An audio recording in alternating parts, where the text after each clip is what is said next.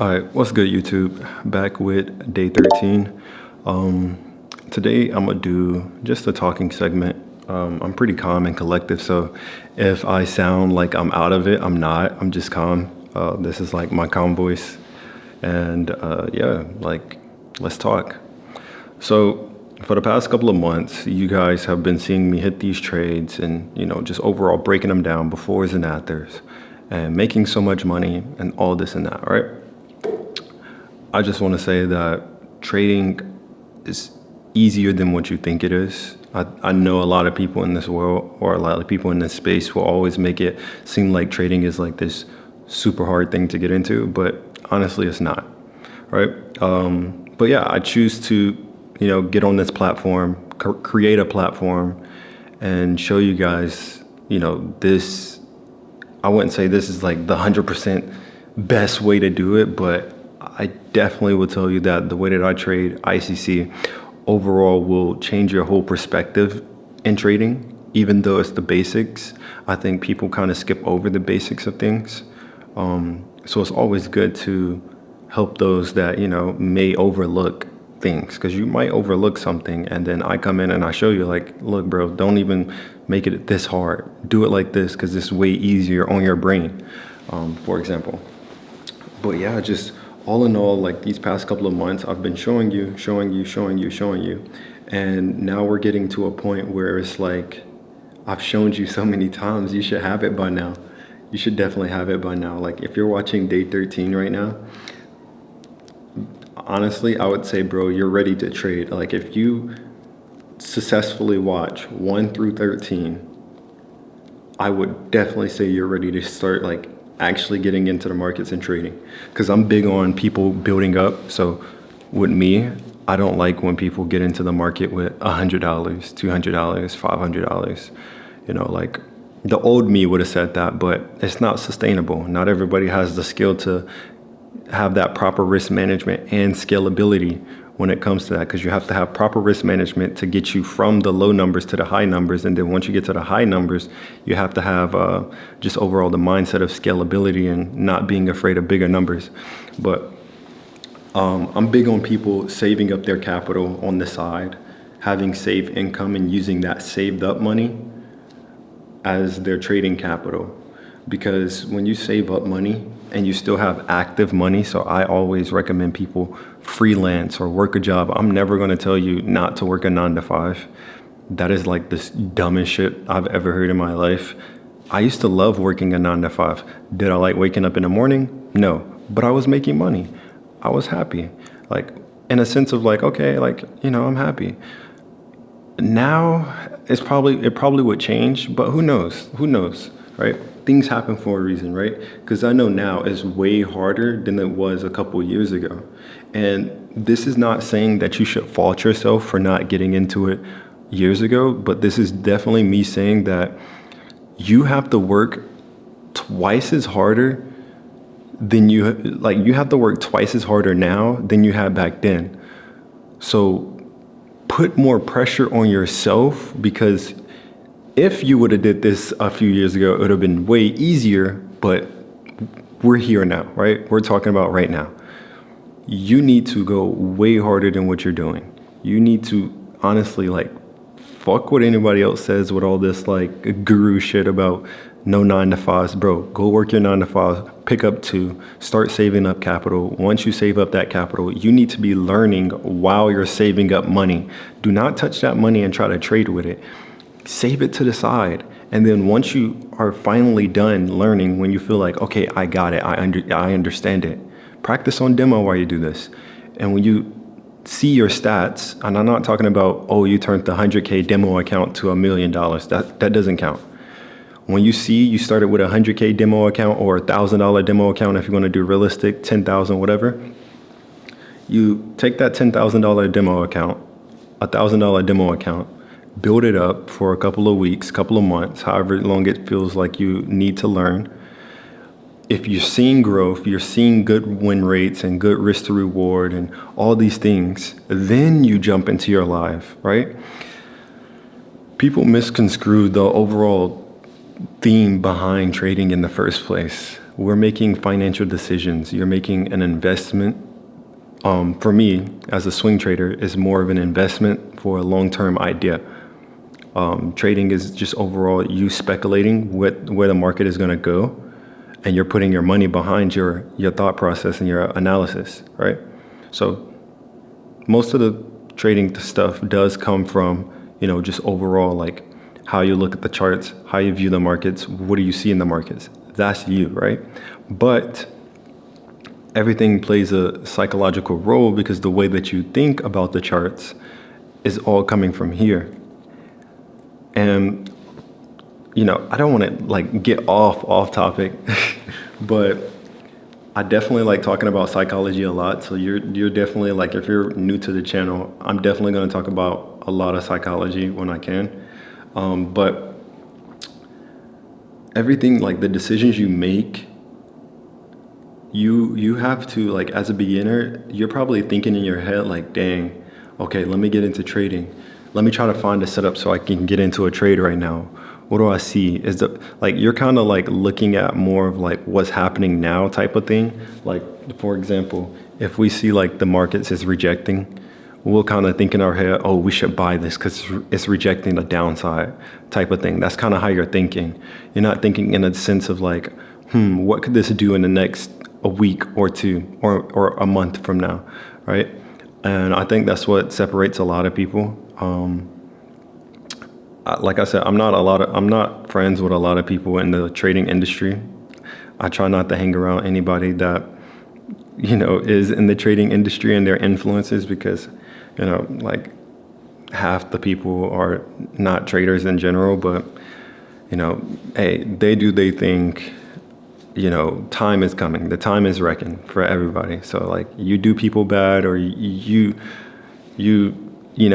just overall, if you do people wrong, if you lie to people, like your time is coming. But yeah, sorry that I keep saying, I'm just, thinking and just talking to you guys. Like this is me raw chilling and just talking to you guys. But what I would definitely say is everything is psychological. The way that you think of things as a beginner, you're going to think of things in like, you're going to think fast, money, how many trades can I get type of thing. But like as you start to elevate, you start thinking of positions. Like you don't call them trades anymore. It's like more of like, here's a position. I'm looking for a good position to put myself in. And you might say that now, but you really don't have like the actual mindset of a position. Positioning yourself is very, very important when it comes to pretty much anything, right? So think about it like this, right? When you are playing like a war game, an example, or a strategy war game or something, you always want to put yourself in the best position, right? Anything in life, you don't want to put yourself in a messed up position because then you're messed up, right? You always want to put yourself at a good position, right? When it comes to going out, let me give you an example. People go out every day, all over the world. People go party every single day. Every single day in this world, somebody is doing some type of party and some type of something, right? With that being said, partying is not bad. I party, you probably party, maybe you're over it, who knows, right? We all like to have fun. But there's people out here that like to have fun no matter what their finances are, which is a bad thing. So someone can have their last $100 and then they know they have to pay rent in a few days, but instead they want to go have fun. So they take that $100 and they use the $100, which then puts them in a bad position, right? Okay, now person B, so that was person A, person B has $100, but he wants to go out. Instead of going out that week, he chooses to work one more week and then have $200. I'm just making up numbers. These numbers are not realistic, but next week he has $200 in total. This time he can go out for that week and still have $100 when he gets back, right? Or after he has his fun, he still has $100. That's cool, So with this being said, you always have to think of trading in that way too as well. Positioning will definitely come, like thinking in the mindset of like positioning and more of just like I need to be in a trade and where's my entry and stop loss. It's more of like where should I position myself on the chart where I can overall know that the probability of this setup is going to be high, and also put myself in a good position where if it doesn't go my way that I can see that clear as day, right? Because there's some people that put themselves, let's say, in a late trade. So they get in pretty late, a late entry. And they might put their stop loss, which is, a couple points away from their entry, but it doesn't necessarily mean that their trade is wrong, right? You have to understand something about trading. Trading is about trends and just overall market structure itself. Trends. They're always going to make you the most money ever, whether it's a downtrend or uptrend, right? People have to realize you have to put your risk levels or you have to put your stop loss levels at points where if it hits your stop loss, your trade is invalidated, which then gives you the idea or it gives you the mindset that your positioning was wrong. Your overall idea was wrong, right? Do not put yourself in a position where you get into a trade and it hits your stop loss and it doesn't break any type of structure to show you that the trend is changing, right? Also well with this as well. So that was the risk side of it. What about the making money side? If you put yourself in a good position, you have options now. So now you have options. Same way with person B. He went to work the second week. Now he has options. He can either go out this week or work another week and have 300, right? Trading is the same way. You want to be able to be in a trade and be able to make decisions, right? Once you get into that trade, you're in this trade and you're overall like, I'm up a pretty decent amount. Price is at my target level. I can probably take partials here and then try to see if I can hold for more, right? That's a decision. Because you have a good position, you're not worried about, am I going to be at a loss? You're already at your target point. You can make a decision about it based off your position. You might be price is probably way past your entry level now. Like you're super in profit because you've been following the trend, right? And that's what I'm gonna show you guys today. But yeah, these things really matter. Like when you think of it like this, position. And I'm gonna keep saying that because it's one of the biggest things that helped me. Like instead of thinking of it as like a trade, I just put myself in a good position so then I can scale out if I want or scale in if I want. I'm not really big on scaling in, but scaling out. That's one thing. Risk is very important. Please stop risking like all your last dollars, bro. Please do not get into trading if you have no capital. Please don't get into trading if you have no capital on the side to trade with. You need at least $2,000 to $3,000. Now, I'm USD, so you convert that to however much it is, right?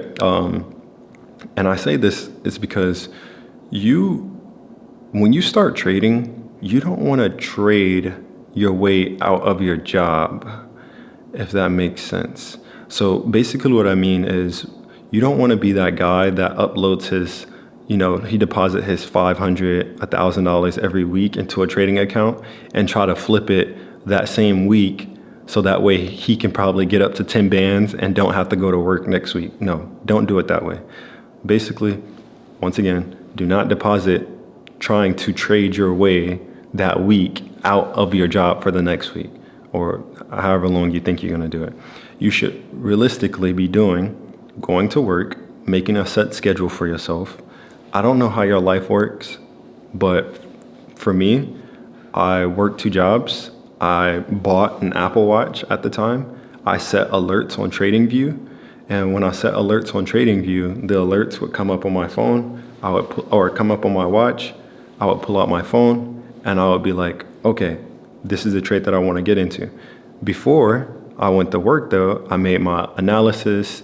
I set my alerts. I had notes on the alerts to tell me like, hey, price is ready to buy. And if it hits the alert, I'll pull out my phone. Oh, price is ready to buy. Click buy. Set my stop loss. Get off my phone.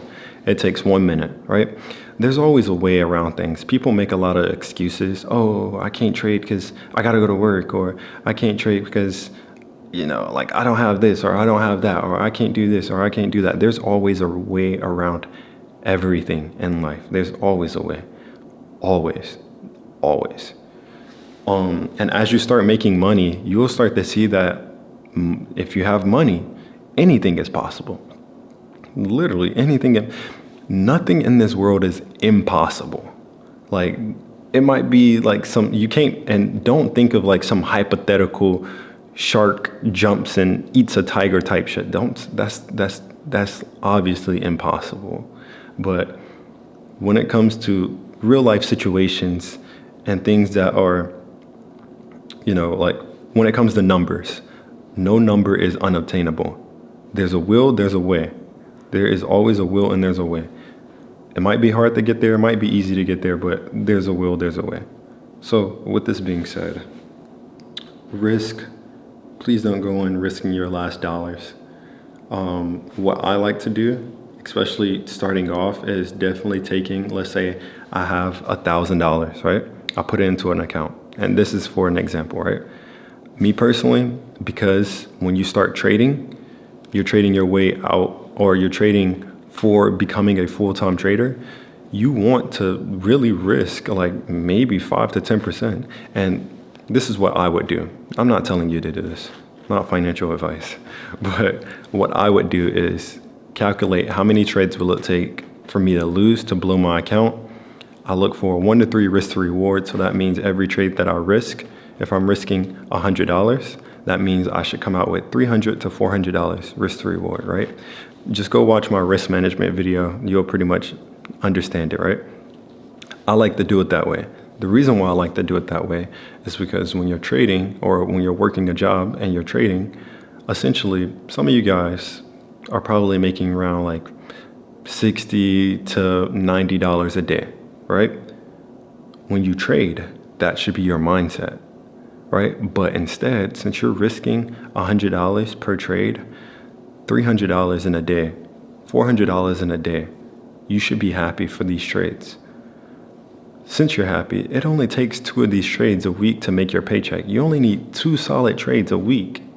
2 solid trades. 2 trades, not 20, 2 trades. You only need 2 trades, right? And how the market works is it's not always going to give you exactly $300 or $400. You might have a big day where you sitting in a trade and it goes all the way down crazy more than your TP and you make $700 in a day. Once again, it goes back to positioning yourself. Position yourself correctly. You'll get whatever you like. You'll get a better outcome, right? Trade in session 2. Just go watch all the videos I've made so far, because I'm pretty much repeating myself. But listen, trading is not as hard as people make it. I will stand on that until somebody shut me down, right? I will stand on it forever, right? Life in general, like, I don't want to sound like political or anything, but even when it comes to life, bro, like, some of the things in life are not hard for people to do, but we tend to overthink things. We tend to overdo things. Like, things are going to be an obstacle, but you're human. Push your limits. Push your limits. I think we use I think it was like a thing, I'm not sure on the percentage, but we only use a certain percentage of our brains. Think about it, bro. You have a lot of potential. You have a lot of potential. You just have to literally push yourself to the brink of your limits. Literally just push through your limits. Bro, I'm telling you, bro. I used to be I was never I wasn't always this way. Like, I was a smart kid in school with like books and stuff, because like books is easy. It's easy to remember shit. But when it comes to this mindset that I have now, I didn't have this when I grew up or when I was 16 and homeless. I was homeless at 16. 17, I found my biological mom, and 18, I found trading.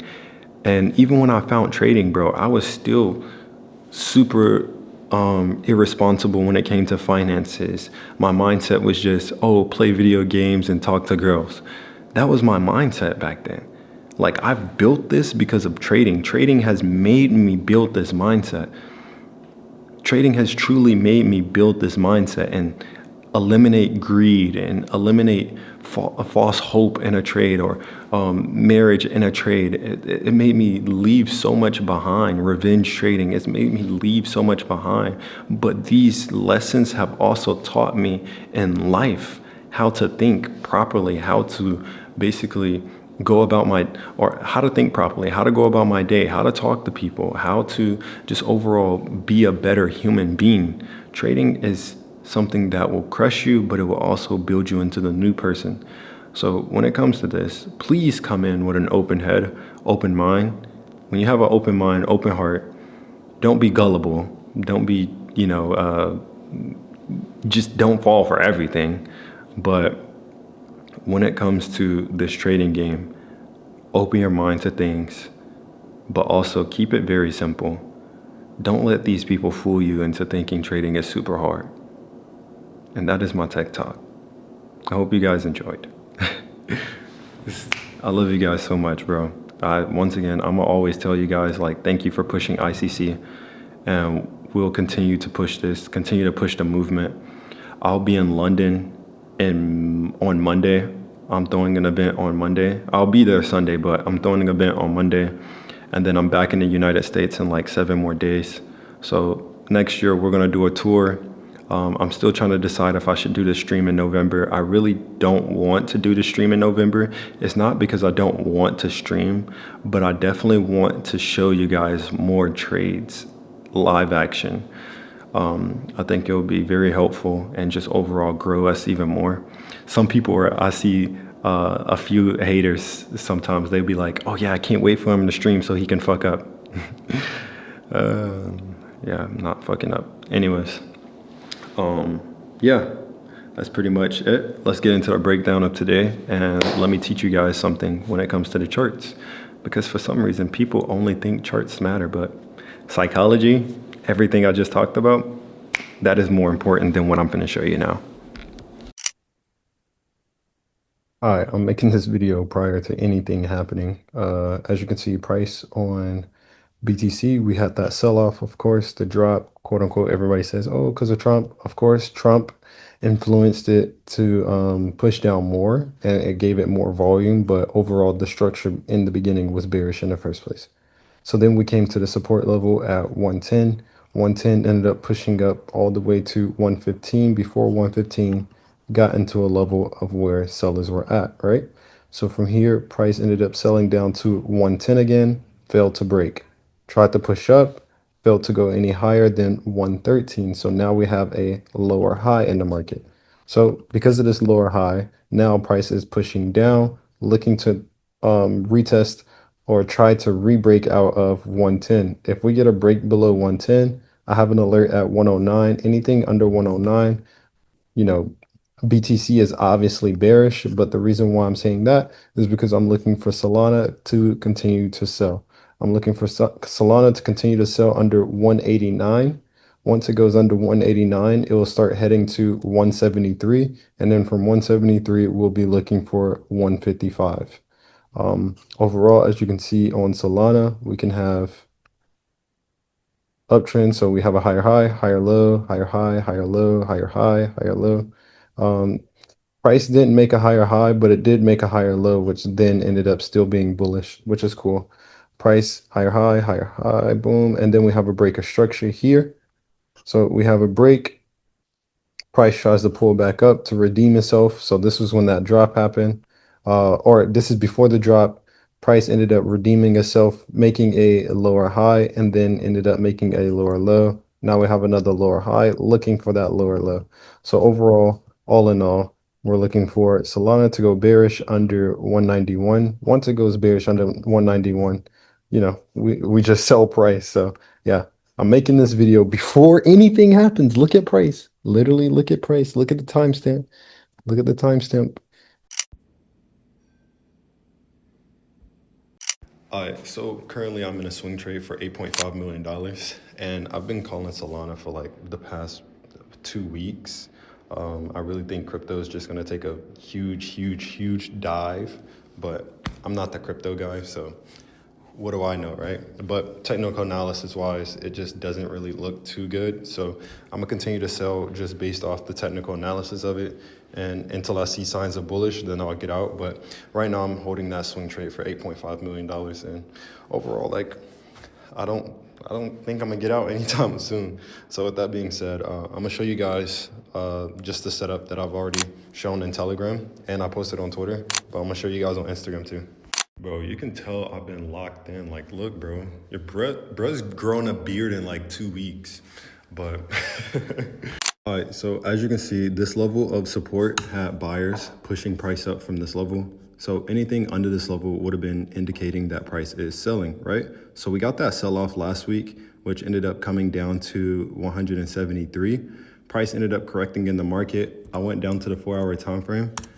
When I go to the 4-hour time frame, you can see that the market stops at 210. Once it stops at 210, you can start to see more lower highs are coming into the market.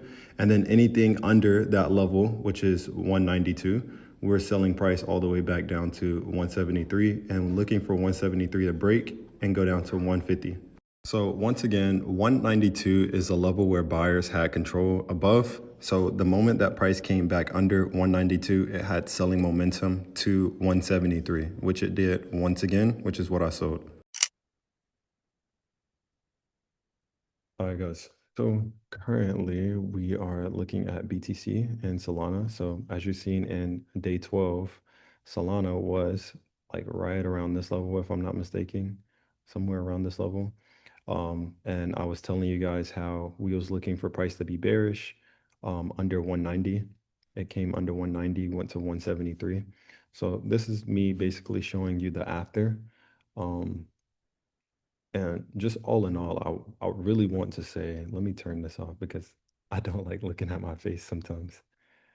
But when it comes to trading, I really want you guys to understand that it is very simple. You have to make it simple for yourself.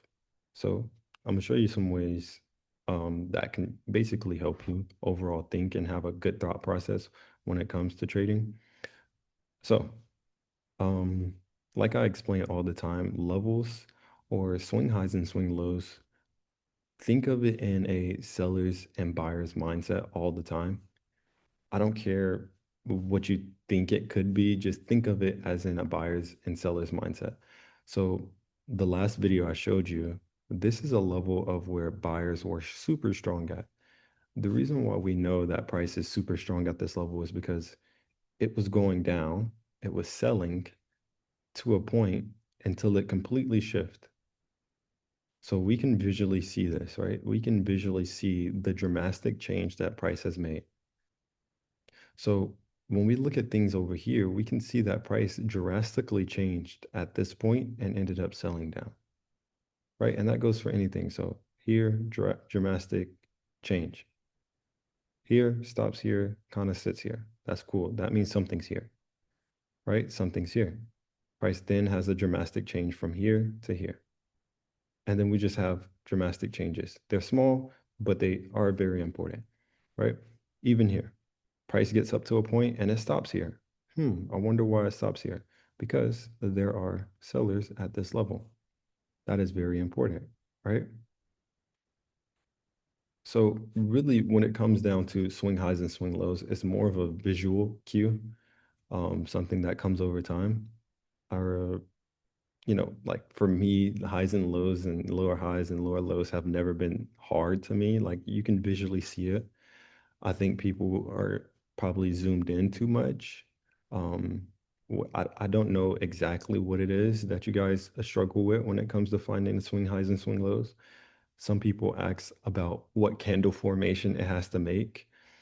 Is more of a visual cue, not like, oh, price needs to have one green bar and one red bar for it to count as a swing. It doesn't work like that.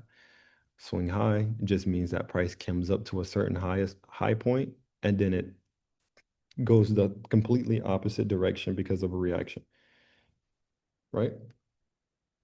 So when it comes to this, um, I just overall want you guys to know anything under here.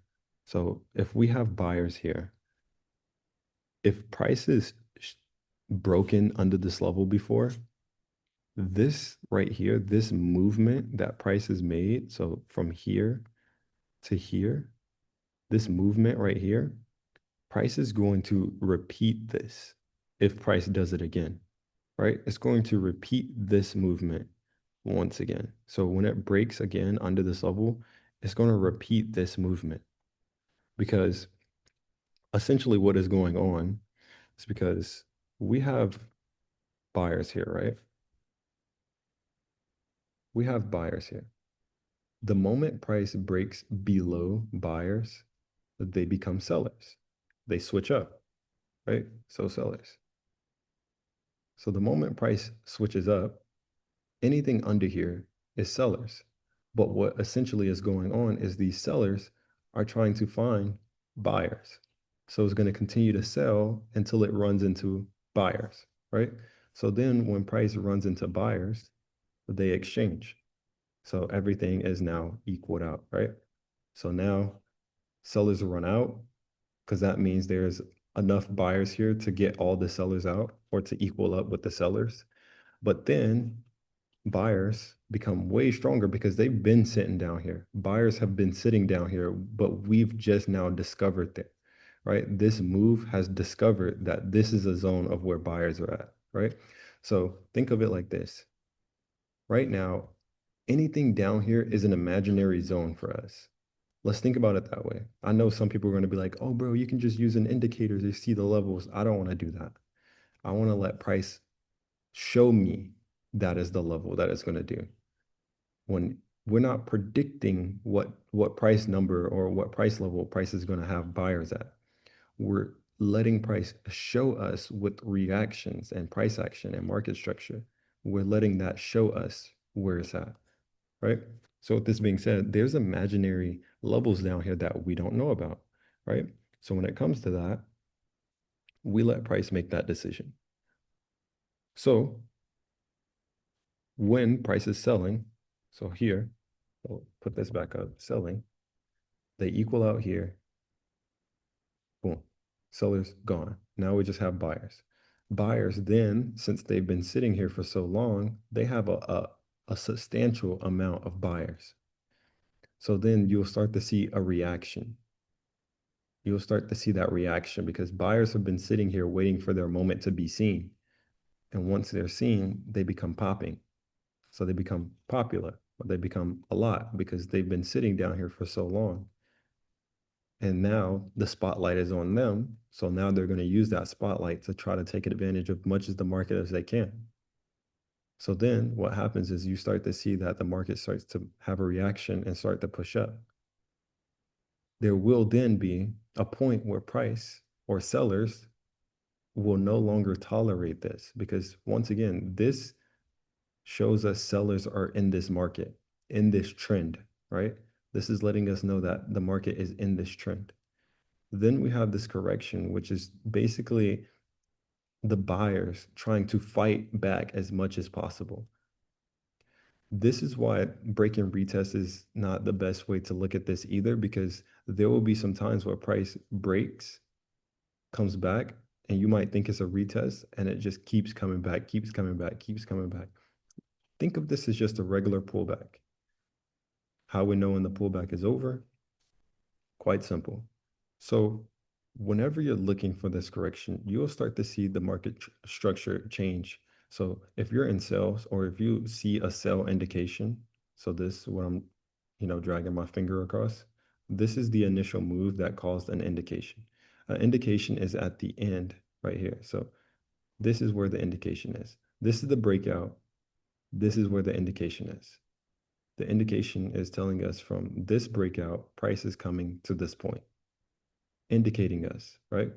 This is indicating us that price is coming here. Then we have the correction. The correction is normally after the indication, and this is just basically the opposite trend or the opposite side fighting back whatever the indication was. So if the indication is bearish, the correction is going to be bullish. So the best way to get into the continuation is to know when price is going back bearish. How do we know that? Well, this initial indication is already signs that price is bearish. It is strongly bearish. So anything under this black line is going to be our best probability that price is going to do the same thing. Because remember, buyers are sitting here, but once price is under here, it is bearish. So if we're on a correction and we're looking for price to be bearish, it would just make sense to sell back under here because we know price is bearish. Once again, let me repeat. If buyers are here pushing price up, if we break here the first time, this is showing us price is bearish to this level. So price is bearish from 190 to 173, right? Because of that, we have a correction. So if you are confused on when the correction is over, sell back under the level that showed you price was bearish in the first place. So sell back under 190 because then we know buyers are no longer here, right? So with all this being said, make it as simple as possible for yourself. Trading is not as hard as people make it. I've shown this time again. You can go back on my channel. You can go through my Instagram highlights, Trades by Sai on Instagram. You can go through Telegram, my videos, constant videos of me showing before and after. It is the same thing, the same setup. If a level shows us that price from this point to this point is going to be bearish, that's all we have to do is wait for price to come back under that level and sell it again. Now, there's a little bit more of an advanced tip to help you out. Since you're looking for price to be bearish, there's always good signs to track your other swing highs and swing lows. So notice how price went on this correction and got to this point, this high, right? It got to this high, price tried to shoot down. Remember, there's buyers here. So this black line, remember, there's buyers here, right? Strong buyers. Buyers ended up pushing price all the way up to its highest point over here, right? So there's a lot of strong buyers here because they made this whole trend.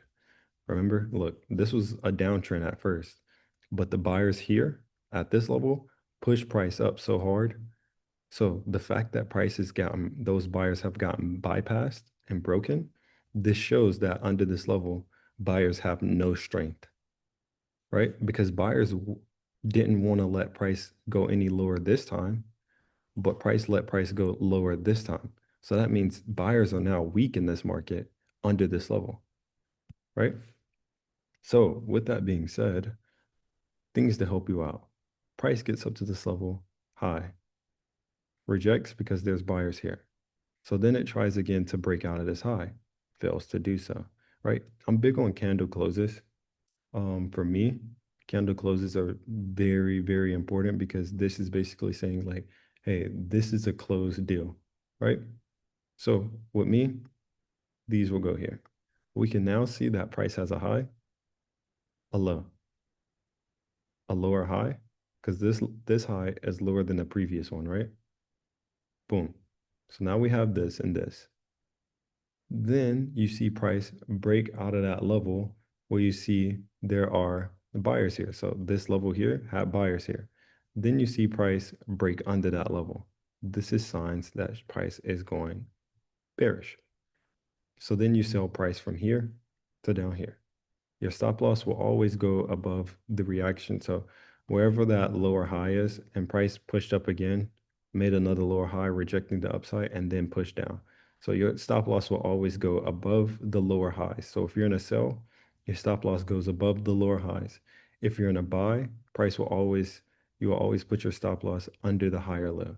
So your stop loss will be here, your entry will be here, right? So let's turn this green for you. Green, red. And that's how it's supposed to go, right? So with that being said, don't make it super complicated. Um, keep it as simple as possible. Overall, like, don't make it as hard as don't make it as hard as people say, bro. Literally, don't make it as hard as people say.